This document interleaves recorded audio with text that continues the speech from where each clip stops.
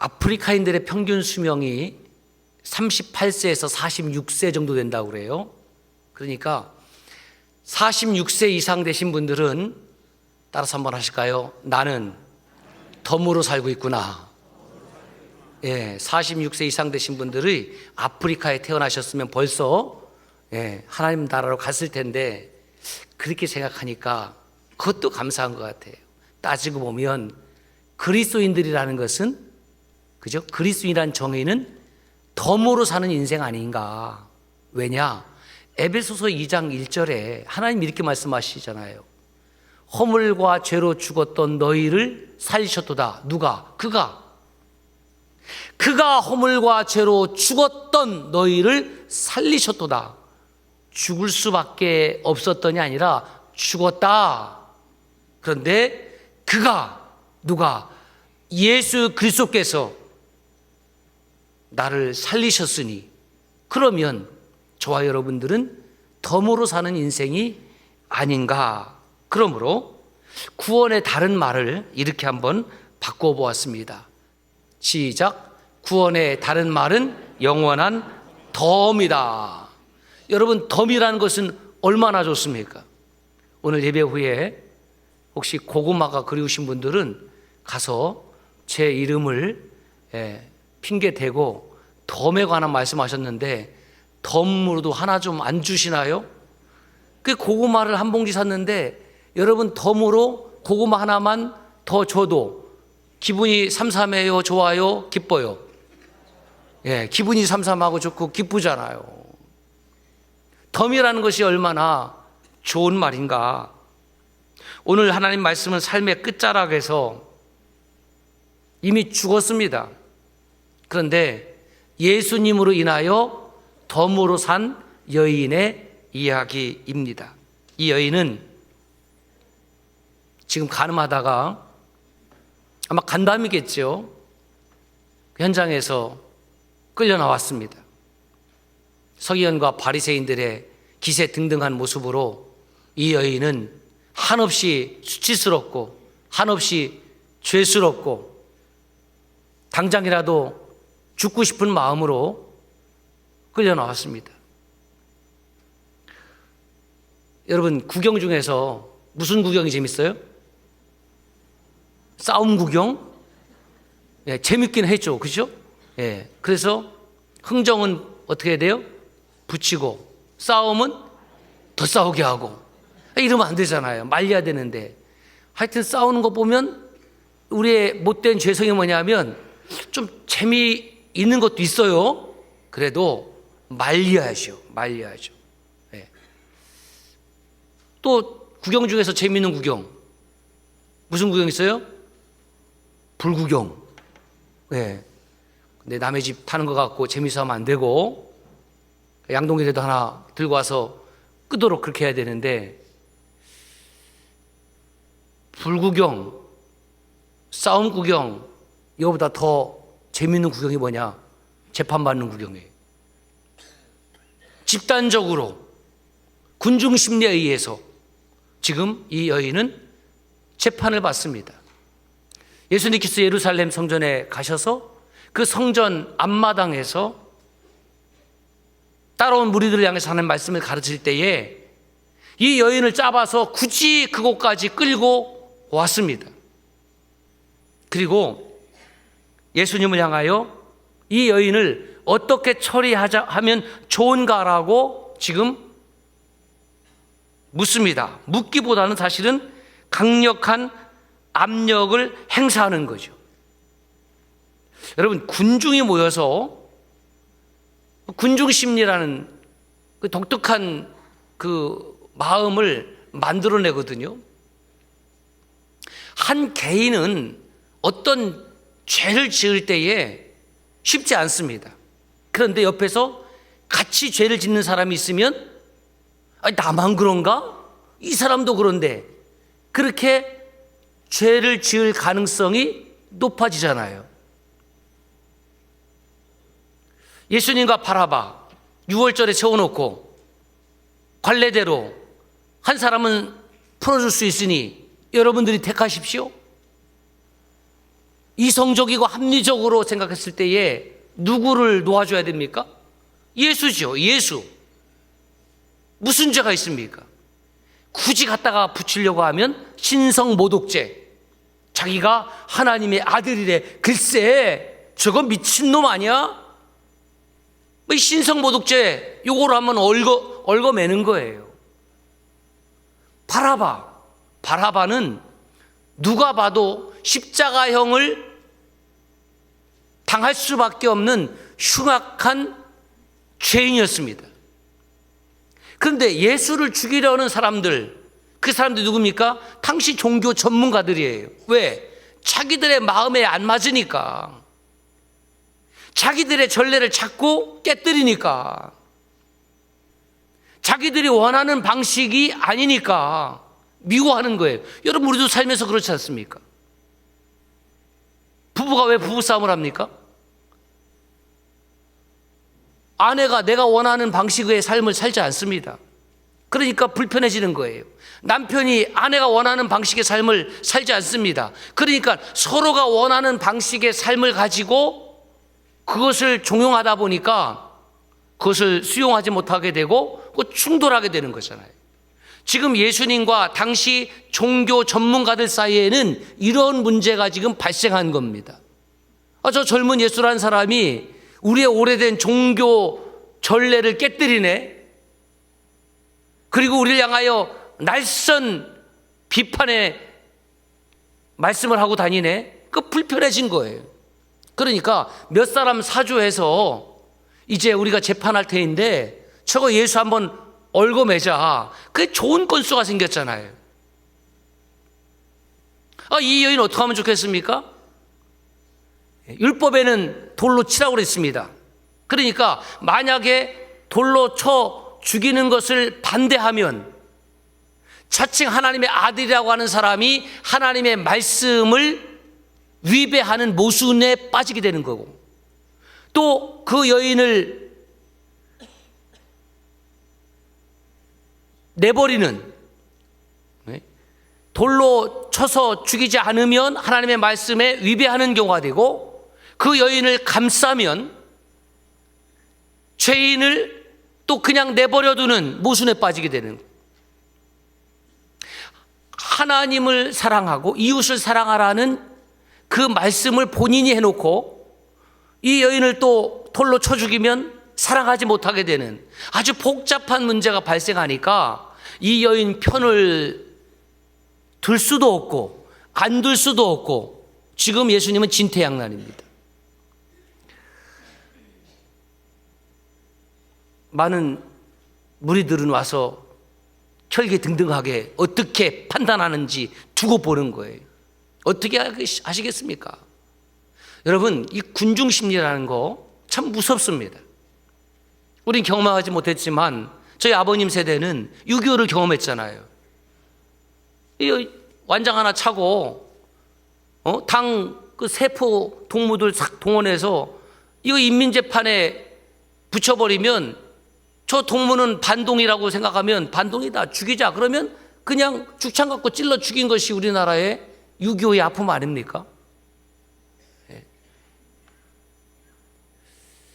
우리나라는 사형제도가 아직도 엄연히 있습니다.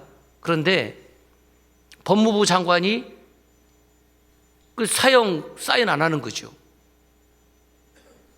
근데 장관을 얼마나 오래 하겠다고 그 사형을 시킬까?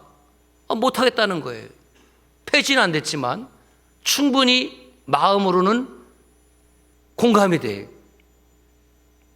만약에 사형을 집행한다고 가정을 해봅시다. 교수형이다. 그러면 버튼이 한 10개 놓여 있습니다. 사형을 집행하는 교도관들이 10명이 앉아 있습니다. 근데 그 선은 어떤 선 하나에만 연결이 돼서 그 버튼을 누르면 밑에 문이 열려버리고 이제 목이 달아서 목 메어서 이제 처형을 하는 거예요. 그러면 서로가 그 버튼을 누를 때 내가 죽였다라고 생각할까요? 내가 했어. 이걸 이제 방어기신 인트로젝션, 내재화라고 그래요. 내재화. 그 쉽게 말하면 모든 것이 다 나 때문이야, 내 탓이야, 내가 했어. 그러면 여러분 견디지 못하는 거예요. 웬만한 것은 괜찮지만 내가 그 사람을 교수형시켰어. 아니야. 내가 누른 버튼은 그 가짜고 아마 다른 사람이 누른 것이 아마 연결됐을 거야. 이렇게 내 탓이 아니라 다른 사람으로 그 원인을 돌릴 수가 있습니다. 이것을 투사라고 그러죠. 투사. 예?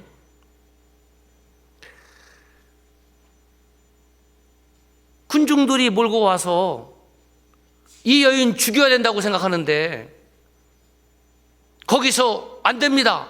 좀 봐주세요. 그렇게 하는 사람이 없습니다. 바라바냐 예수냐? 예, 바라바를 살려주세요. 예수를 죽입시다. 이미 작전 끝났어요. 그래서 군중들이 누구를 살려줄까? 바라바, 바라바, 바라바. 이미 분위기는 이미 게임 끝났습니다. 거기서 정말 개념 없이 아닙니다.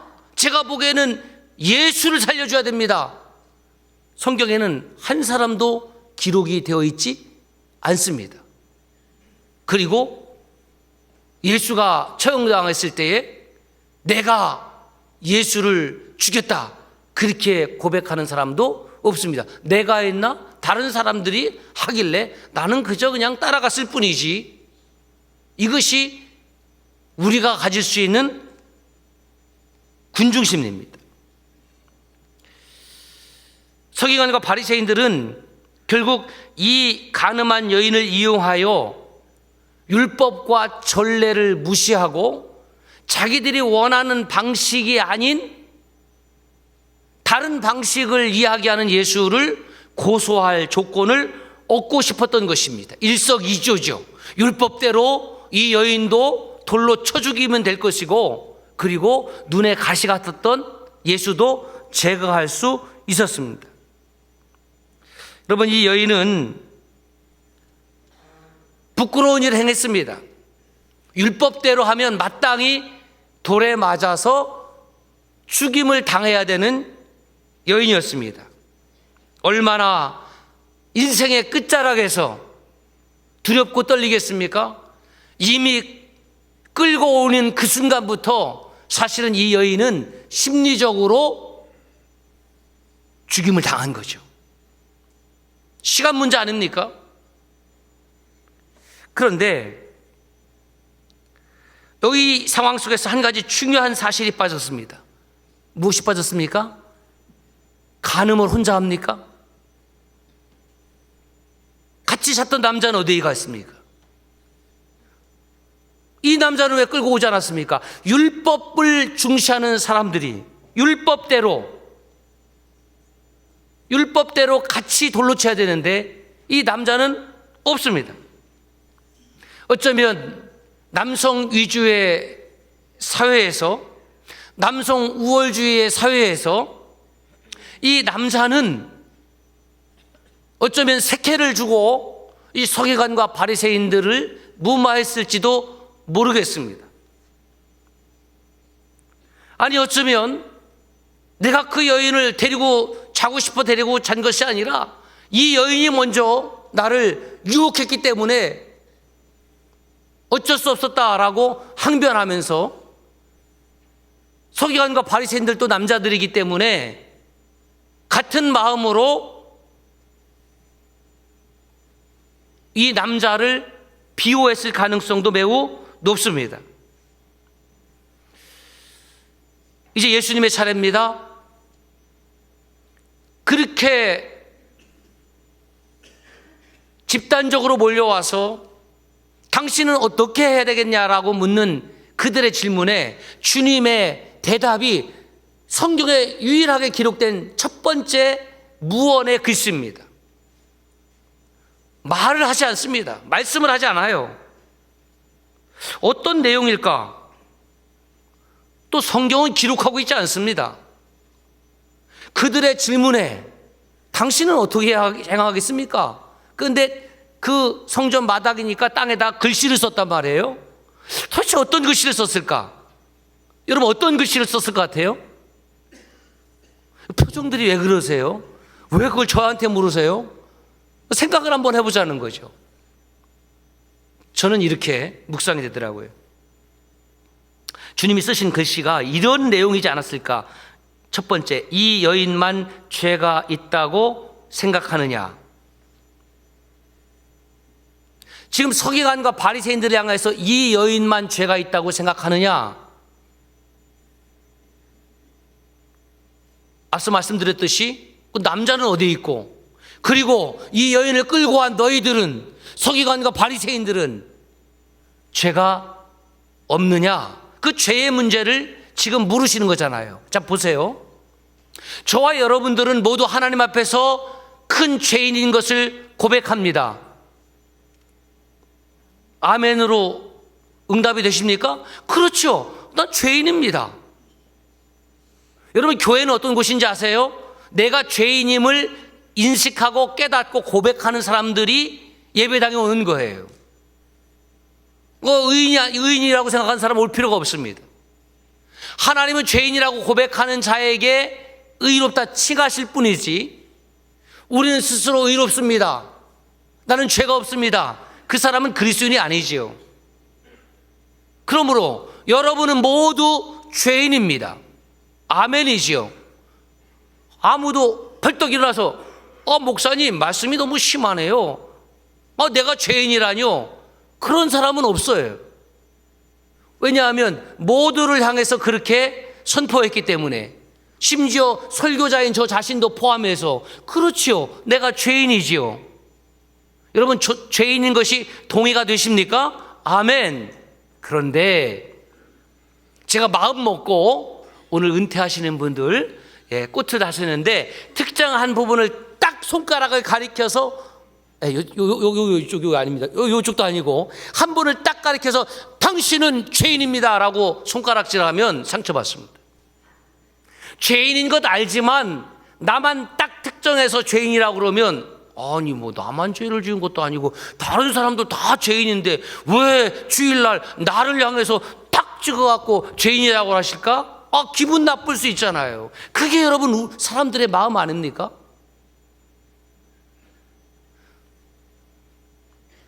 예수님이 서기관과 바리새인들을 향해서 이 여인만 죄가 있다고 생각하느냐? 이렇게 썼을 것 같아요. 너는 죄가 없냐? 그런데 여러분, 군중들을 향해서 죄를 이야기하면 그 다가오는 그 느낌은 엄청나게 반감이 되는 거예요. 감소가 된다는 거죠. 그러니까 7절을 보면 군중들은, 이 서기관과 바리새인들은 끈질기게 예수님께 종용하는 겁니다. 빨리 한번 이 여인에 대해서 판단을 해봐라. 그때 두 번째로 하신 말씀이 이제 언어로 나오는 거죠. 8장 7절에 보세요. 우리가 너무 잘 아는 말씀, 시작. 너희 중에. 그래서 이제 보면 정치인들도 이런 걸 많이 이용하더라고요, 요 구절을.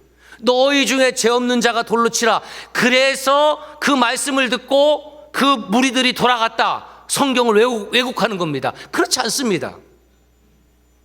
너희 중에 죄 없는 자가 돌로 치라. 뭐 죄는 있긴 있지만 그래도 못 물러나는 거죠. 요즘 같으면은 이 얘기를 하면은 아마 너무 뻔뻔해갖고 예수님을 향해서 너도 돌에 맞아라 하고 돌을 던지는 시대가 아닐까요? 여러분, 간통죄 폐지가 됐습니까? 지금 실정법으로 있습니까? 간통죄 있어요, 없어요? 우리 교인들은 너무 거룩해서 그걸 잘 몰라. 몰라도 돼요. 폐지됐어요. 그래서 그냥 둘이 눈만 맞으면, 어디다가 눈을 해야 될지 모르겠네. 저 카메라를 보면서 할까요? 눈만 맞으면 법으로 처벌 못하는 시대가 된 거예요.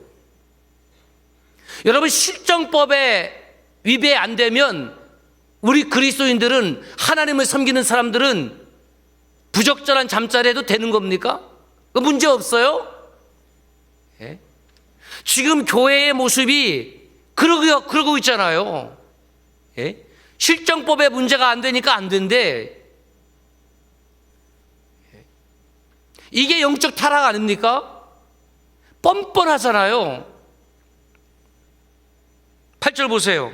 이렇게 말씀하신 주님은 다시 몸을 굽히시고 땅에 두 번째 쓰십니다. 이것이 이제 세 번째 말씀이에요. 그런데 이 내용이 무엇인지 모르지만 이 내용을 서기관과 바리새인들이 읽을 수 있으니까 읽고, 그리고 어떻게 됐냐면 양심의, 9절에 보면 양심의 가책을 받아 하나씩 떠나갔다 그랬어요. 그러니까 세 번째 땅에 쓰신 이 글씨가 이 서기관과 바리새인들에게 완전히 돌직구, 완전히 핵폭탄이 됐다라는 뜻이죠. 죄 없는 자가 돌로 치라고 해도 뻣뻣하게 버티고 있었는데, 세 번째 무슨 글씨를 쓰셨는지 모르지만 그 내용을 보고 그들은 떠나갔습니다. 그래서 제가 묵상해 보는 거죠. 도대체 세 번째 내용은 무엇이라고 썼을까?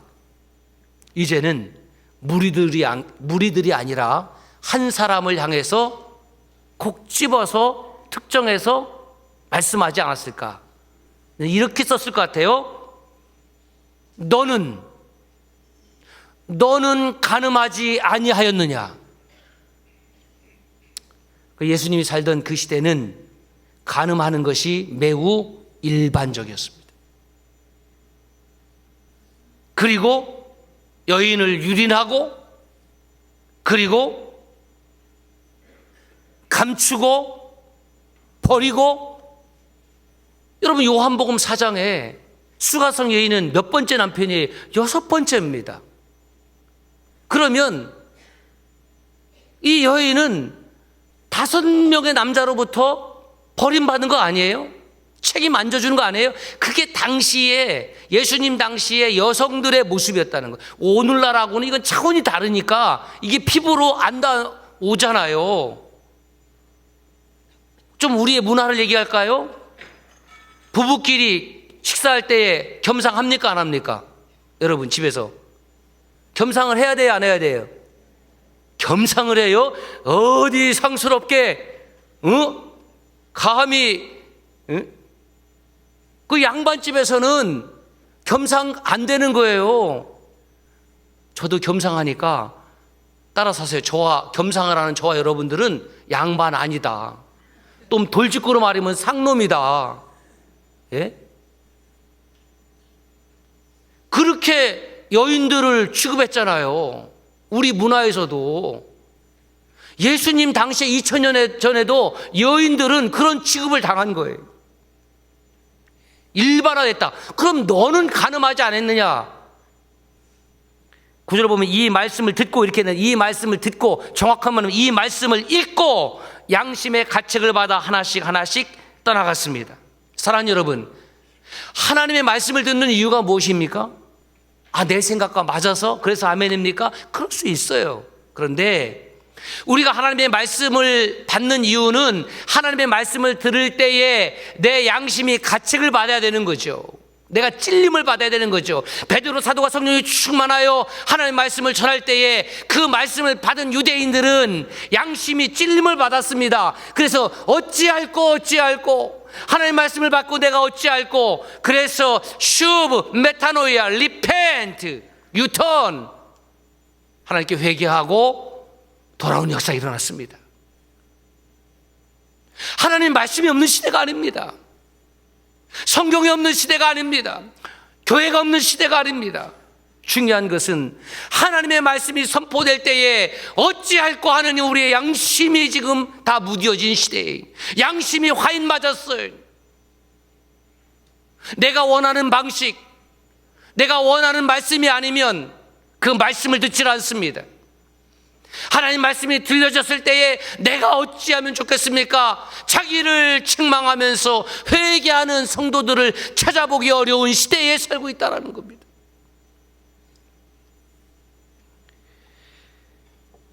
현장에 있던 이 여인은 어떤 심정이었을까? 수치심과 창피함, 죽음에 대한 두려움, 공포, 그렇게 충만해서 사람들하고는 눈도 마주치지 못한 상태에서, 여러분, 뭐 죽여본 일 있어요? 예, 모기를 잡았어. 그것도 죽인 거죠. 파리도 잡았어. 그것도 죽인 거죠. 그런데 모기 파리 잡았다고 그래서 양심의 가책을 받아갖고 하나님, 오늘 제가 모기를 그걸 10마리를 잡았네요. 10마리를 죽였습니다. 회개합니다. 그렇게 합니까? 예? 여러분, 죽인다는 게 쉬운 일이 아니에요. 어렸을 때 기억이 한 4학년, 초등학교 4학년, 5학년 때인가 어머니께서 닭을 잡으시는데 닭을 잡으면 이제 목을 비틀어야 되잖아요. 안 해보신 분들은 또 몰라요. 보기만 했지. 목을 싹 비틀어 갖고 뭐 쳐야 되는데 치다가 칼이 들 맞아 갖고 얘가 살아 갖고 온 마당을 돌아다니는데 푸석푸석 하면서 목에 피 흘리고 돌아다니는 닭 봤어요? 얼마나 무서웠는지 몰라 제가 그날. 지금도 기억해. 예? 그때 또 우리 어머니는 또 쫓아갖고 잡아갖고 또 결국은 결단을 내고서 백숙도 맛있게 먹긴 했어요 제가. 여러분, 무엇 죽이는 거 쉬운 게 아니에요. 즐기는 게 사람 목숨이라고. 그래서 끌고 와서 그 힘없는 여인을 너 간음했으니까 돌을 들어서 쳐 죽이겠다. 뭐 사랑의 마음으로 쳐 죽입니까? 은혜가 충만해서 돌로 퐁퐁퐁 쳐 죽입니까? 주님 묻습니다. 여자여, 너를 고발하던 이들이 어디 있느냐? 너를 정죄한 자가 없느냐? 예, 없습니다. The Lord, curious, 없습니다. 그 다음 말씀이 중요한 겁니다. 요한복음 8장 11절 말씀 볼까요? 시작. 나도, 여러분, 이 말씀이 중요해요. 나도 너를 정죄하지 않는다. 이 말은 너에게 죄가 없다는 말이 아니에요. 너 분명히 죄 있어. 그런데 다시는 죄를 범하지 마라. 그러면 아니, 죄를 지었으면 그러면 죄에 대한 처벌을 받아야 될 거 아니에요.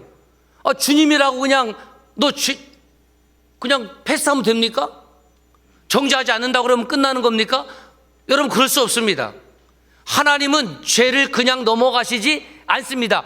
그런데 주님은 이 여인을 향해서 나도 너를 정죄하지 아니하노니 나도 다시는 죄를 범하지 마라. 왜 이 말씀을 하셨을까? 사랑하는 여러분, 예수 그리스도의 십자가의 용서의 의미는 저와 여러분들이 지은 과거의 죄뿐만 아니라 현재의 죄, 그리고 앞으로 지을 미래의 죄까지도 다 대속해 주시는 은혜가 있음을 믿으십시오. 왜 그런고? 저와 여러분들은 오늘 또 죄사함 받은 의인이지만 앞으로 미래적으로 죄를 지을 가능성이 몇 퍼센트? 100%입니다. 우리는 연약하고 부족해서 오늘 또 거룩함으로 하나님께 예배드리지만 앞으로 미래적으로 죄를 지을 가능성이 저도 100%, 여러분들도 100%입니다. 예, 아멘이죠. 동의가 됩니다. 그러면 그 죄는 어떻게 해결합니까? 너희가 지을 미래의 죄까지도 다 포함해서 네 죄값을 대신하여 십자가에서 대신 죽었다.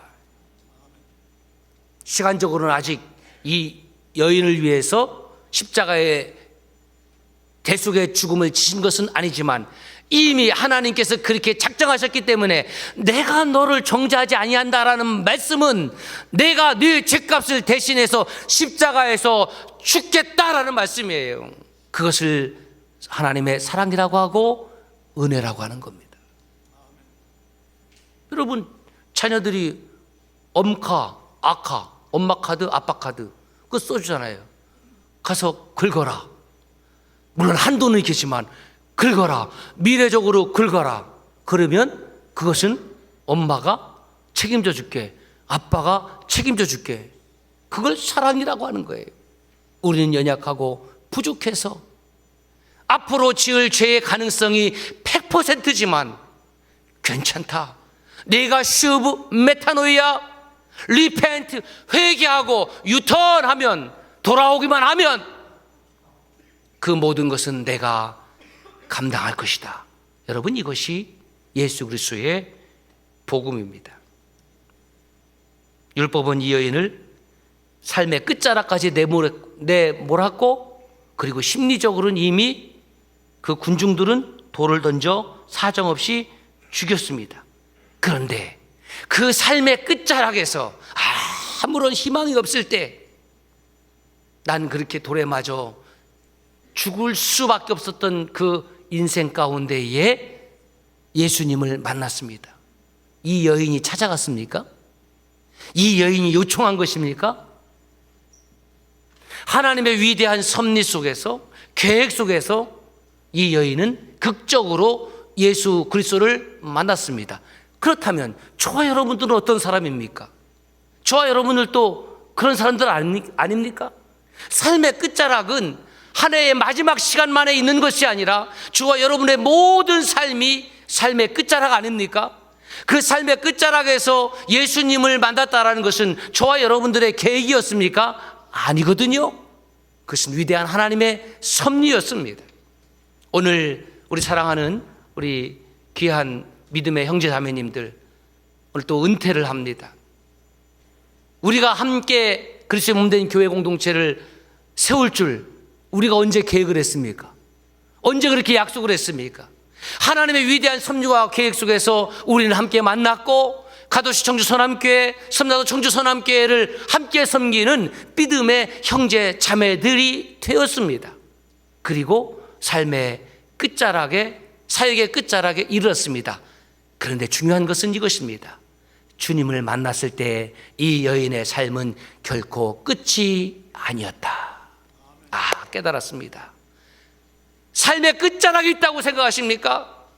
더 이상은 소망이 없다고 생각하십니까? 은퇴하면 다 끝났다고 생각하십니까? No! 아니에요. 주님은 그 끝자락에서 저와 여러분들을 새로운 생명으로, 새로운 덤으로 붙여주시는 주님이십니다. 기도합시다. 하나님 아버지,